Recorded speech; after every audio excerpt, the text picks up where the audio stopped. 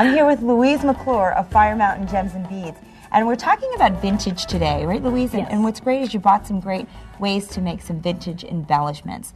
And look at the necklace that you brought. I love that. Oh, thank you. It's a very simple process using scrapbooking techniques, layering of images and materials to achieve an old world look, but using new world materials. And I love that. We're talking a lot today about the mix of old and new. So how do we get started with this project? Well, the first charm I'd like to talk about is using an image transfer emulsion. And it starts with a piece of scrapbook paper, in this particular case, Instant Ancestors from a scrapbook store. Apply the emulsion, and then the next step is to soak the coated paper in water and rub the paper off the back once it's completely soaked and saturated. Now, how do you apply the emulsion? Just with a paintbrush, a craft paintbrush. So you just sort of paint it up and down? Exactly. Do you have to wait a while for it to dry before you do it in the water? Yes, there are three basic steps. You apply the emulsion in one direction, either vertical or horizontal, let it dry. Apply it again in the next direction, let it dry. And then how long does the drying process usually take? It varies according to the temperature and the humidity in the air. So about 20 minutes, 20 to 30 minutes between each step. So it is a little bit of a wait. A little bit of a wait, yes. But worth it. Yes, it is. Yes. Well, you can see the end result here. Once the paper is removed from the back, then you get more of a transparent type image. Looks like an old daguerreotype. So this is coming from the back of that one. Exactly. So if you turn it over, we can see You can see the back of the paper in this case. Oh, okay. And then once you remove that paper, here's the back again with just a little bit of paper remaining. So the image then becomes more transparent. And then it can be applied to any number of base elements for the charms. In this case, we've got the mother of pearl, which is a little round charm. And here's another image with the same process applied to the face of that. How do you measure it out and everything? What I'll do is, use a basic template to get the correct size, and I'll just line it up over the charm I've selected to find approximately the right size, and then center it and use it as a little window to trace around the image, so we can apply it. And that way, you have it's accurate. It's very accurate. Yes, exactly, very accurate. Here's another step-by-step process using a text from an altered book. So, that's interesting. Yes, and readily available. You can find old books just about anywhere. Same step-by-step process, and again applied to the mother of pearl. Here I've applied it to a mica sheet.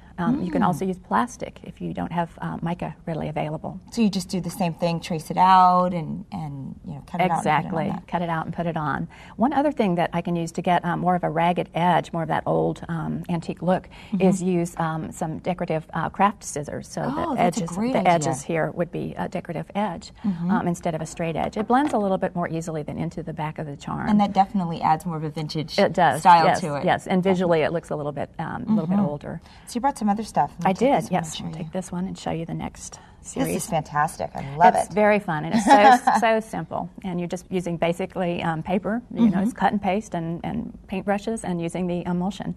Again, here with the script, and just showing a couple of different effects of the mother of pearl with a little bit darker image in the text. And then here is a horn disc with the image applied to the face of the horn. Perfect. So very fun. Oh, yes. Very fun. And what do we have down here? The next charm is using a cinch setting, which is designed for cabochons, stones. But you can also use the same technique to fabricate a club sandwich of paper and cardboard. So here's a great way of putting it. There's the face and the back. One image, it would be the center, and then the little windows.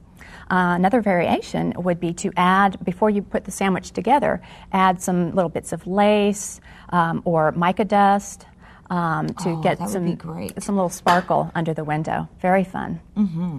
Okay. So there's that technique. This is so interesting. And I love it is that you can get that vintage appeal without having to do too much, or even scouring through to find vintage images. Exactly. Yes, a lot of found objects are very useful and hard to find. That's right. Of course, if you have friends and relatives scouting for you, it's a little bit easier. The next element I'll show is a charm using tissue paper, and I'll start with a basic piece of tissue paper. Just wad it up, crumple it up, mash it out flat so that it has a little bit of the texture still on the surface, and then I will glue it. And again, using the same emulsion process, just one layer. Just brush it on the back of the charm, and crumple it up and just paste it down to the charm, and then cut around the charm. And then what I'll do is, using beeswax, shave a little bit of the beeswax into a microwave-safe bowl, heat it up for a couple of seconds until it melts, and then, again with a craft brush, just brush it onto the charm. Oh, that's interesting. It's very, very fast and easy process. Yes, yes. I could also use a small craft spatula heated in a tea candle, little candle, and glaze the surface of this so that you get a little bit more of a texture, a flattened texture. Now, did you stamp something on it? I did. I used a rubber stamp. Again, the same scrapbooking techniques. Use a basic rubber stamp with ink to get the image on the back before I apply the beeswax. That's perfect. Very fun. And what about these down here? The last charm is, again, the same technique of making the sandwich, starting with scrapbook papers, the card insert, which would be in the center, and then here it is all glued with a little bit of gold leaf pen. I was going to say, because it almost looks like it's in a frame. Yes, yeah, a little sparkle around the edge. It's really interesting. Okay, those are fun. More ideas. Lots more. Lots more charms. The first charm on this particular page is using the glass etching solution.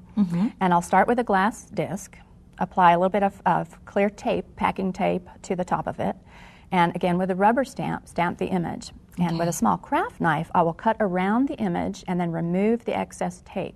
So the image that remains on the glass bead will be clear once you etch it in the solution. Oh, okay. So you'll very gently drop this into a small jar of the solution and allow it to sit for about 20 minutes. It's just amazing how the texturing changed so dramatically from what you started out Here with. you have something that looks very contemporary, very sleek and now reflective. You have that really cool Yes, more of an finish. Old, kind of like a sea glass type of look. Yes, definitely. And you brought some great ribbon with you, too. What do you do with that? I did, yes. What I do with the organza ribbon is using a heat tool. I can heat it and shrink it into this crinkly state and then make a charm. Oh, that's perfect. Now, once you've gotten those, we've got one last one to show you. Yes. Which is this. I love that. Yes, and again, the same technique with the heat gun, using embossing powder to get an image on the face of the metal. Oh, look at that.